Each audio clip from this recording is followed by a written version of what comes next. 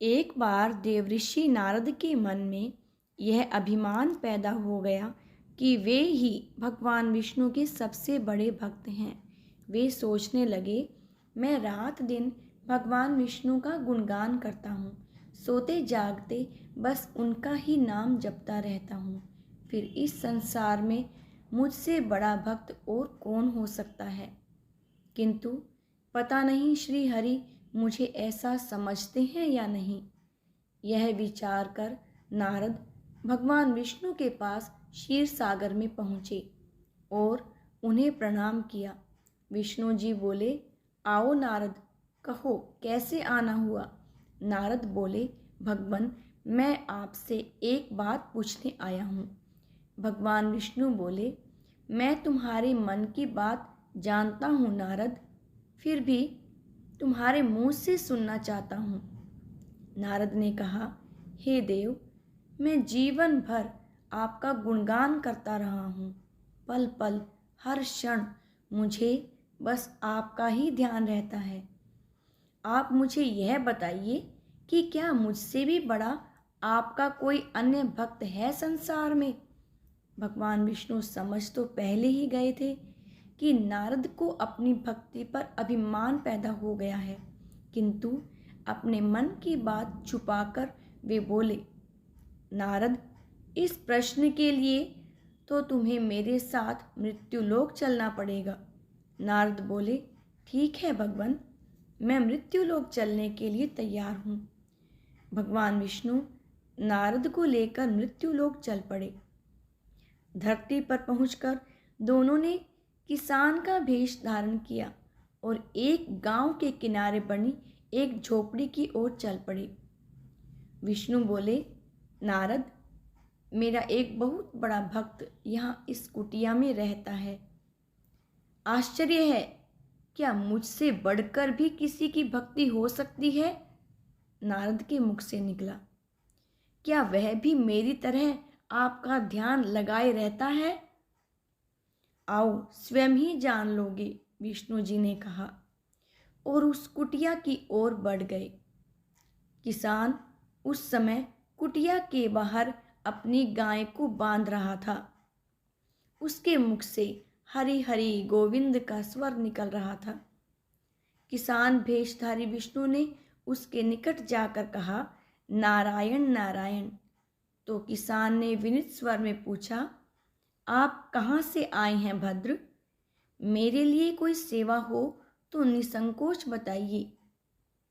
किसान वेशधारी भगवान विष्णु ने कहा, हम नगर जा रहे हैं पर अंधेरा घिरने लगा है। वन में जंगली पशुओं का डर है, इसलिए रात भर आश्रय चाहते हैं। किसान ने प्रसन्न भाव से कहा, मेरी कुटिया में आपका स्वागत है भद्र, और जो रखा सूखा घर में है आपके लिए हाजिर है। भगवान ने मुझे आप लोगों की सेवा करने का अवसर दिया है, बड़ी कृपा हुई उनकी।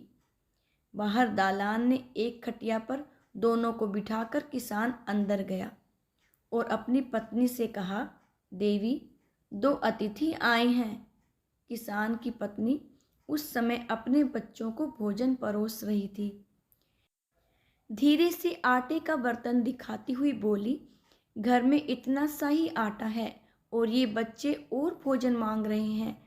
किसान बोला, कोई बात नहीं, हम अतिथियों को भरपेट भोजन कराएंगे। तुम बच्चों को आज कांजी बनाकर पिला देना। नारद और भगवान विष्णु ने उन दोनों का सारा वार्तालाप सुना, फिर भी परीक्षा के लिए भोजन की थाली पर बैठ गए। जब दोनों भरपेट भोजन कर चुके तो नारद जी सोचने लगे, यह सीधा साधा गृहस्थ भगवान का सबसे बड़ा भक्त कैसे हो सकता है। उधर श्रीहरि ने किसान से और भोजन लाने की फरमाइश कर दी। बोले, मेरा पेट अभी नहीं भरा, क्या और भोजन मिलेगा। किसान रसोई घर में गया और जाकर पत्नी से पूछा, कुछ और भोजन बचा है। पत्नी बोली, बच्चों के लिए कांजी बनाई है, बस वही शेष है। विष्णु और नारद वह भी पी गए। किसान और उसके परिवार को भूखे ही सोना पड़ा। भूखे बच्चे माँ का आंचल थाम कह उठे, माँ, नींद नहीं आ रही है, मुझे बड़े जोर की भूख लगी है। पिताजी पिताजी ने उन अतिथियों को कांजी भी क्यों पिला दी? किसान ने बच्चे के सर पर हाथ फेरते हुए कहा, अतिथि को भोजन कराना स्वयं विष्णु भगवान को भोग लगाने के समान है बेटा। बाहर दालान में दोनों अतिथि अलग अलग बिस्तरों पर लेटे हुए थे। भगवान विष्णु ने कहा, तुमने सुना नारद, किसान और उसके परिवार को भोजन नहीं मिला, फिर भी वह मेरे गुण गा रहे हैं। यह तो कुछ भी नहीं है। मैंने तो कई कई दिनों तक भूखे रहकर आपका स्मरण किया है।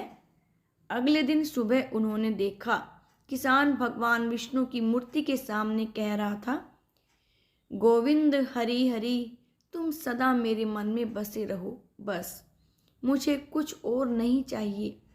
फिर दोनों अतिथियों से बोला, हरि की बड़ी कृपा है, वही जग का रखवाला है। प्रभु की दया से रात को कोई कष्ट तो नहीं हुआ। जब तक आपका जी चाहे तब तक आप दोनों यहाँ रहें, मैं खेत पर जा रहा हूँ। किसान के भेष में आए हुए श्रीहरि बोले, हम भी तुम्हारे साथ चलेंगे, यदि तुम्हें कोई आपत्ति न हो तो। नारद और विष्णु भगवान किसान के साथ उसके खेत पर गए। किसान बोला, यही है अपना खेत, अब मैं अपना काम करूँगा। गोविंद हरि हरि। नारद बोले, तुम तो सत्पुरुष हो, भगवान के बड़े भक्त हो, हर घड़ी उनका नाम लेते रहते हो। किसान बोला, अरे कहाँ, काम से जब भी थोड़ा बहुत समय मिलता है तभी उनका नाम लेता हूँ। नारद ने पूछा, कब कब मिलता है समय? किसान बोला, सुबह उठता हूँ तब, रात को सोता हूँ तब, और दिन में जब भी काम से समय मिल जाए। ओह, समझा, नारद के मुंह से निकला। दोनों जब किसान से विदा लेकर चले तो नारद ने व्यंग्यात्मक स्वर में कहा, आपने सुना भगवान, वह सुबह शाम 2 बार ही आपका स्मरण करता है, जबकि मैं हर समय ध्यान करता हूँ, फिर भी आप उसे महान भक्त बताते हैं। नारद की बात सुनकर श्रीहरि चुप रहे, किंतु मन ही मन उन्होंने कहा, कारण भी जान जाओगे नारद। विष्णु ने एक कलश को तेल से लबालब भरकर नारद जी को दे दिया और बोले, नारद, इसे अपने सिर पर रखकर बिना हाथ लगाए सामने वाली पहाड़ी तक ले चलो।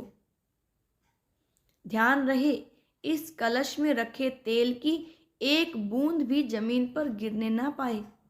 नारद बोले, यह कार्य सहज तो नहीं है। यह कहकर नारद ने कलश सिर पर रख लिया और पहाड़ी की ओर चल दिए। नारद पहाड़ी तक गए और लौट आए। विष्णु बोले, लौट आए नारद? ठीक है, अब यह बताओ कि इतनी दूर जाने और आने में तुमने कितनी बार मेरा स्मरण किया है? नारद बोले, एक बार भी नहीं भगवान। करता भी कैसे, मेरा सारा ध्यान तो तेल और कलश की तरफ लगा हुआ था। श्रीहरि बोले, तब तुम ही सोचो, वह किसान दिन भर कठिन परिश्रम करता है, फिर भी 2-4 बार मेरा स्मरण जरूर करता है, और तुम एक बार भी मेरा स्मरण नहीं कर पाए। विष्णु की बात सुनकर नारद जी को अपने सभी प्रश्नों का उत्तर मिल गया। वह श्रीहरि के चरणों में गिरकर बोले, मान गया प्रभु, जो संसार के झंझटों में रहकर भी आपका स्मरण करते हैं, वे ही आपके सबसे बड़े भक्त हैं। आज आपने मेरा अभिमान चूर चूर किया। प्रभु, आपको मेरा कोटि कोटि धन्यवाद। दोस्तों, आपको मेरी ये कहानी कैसी लगी कमेंट करके ज़रूर बताइएगा और मेरे इस चैनल को ज़रूर से सब्सक्राइब कीजिएगा। धन्यवाद।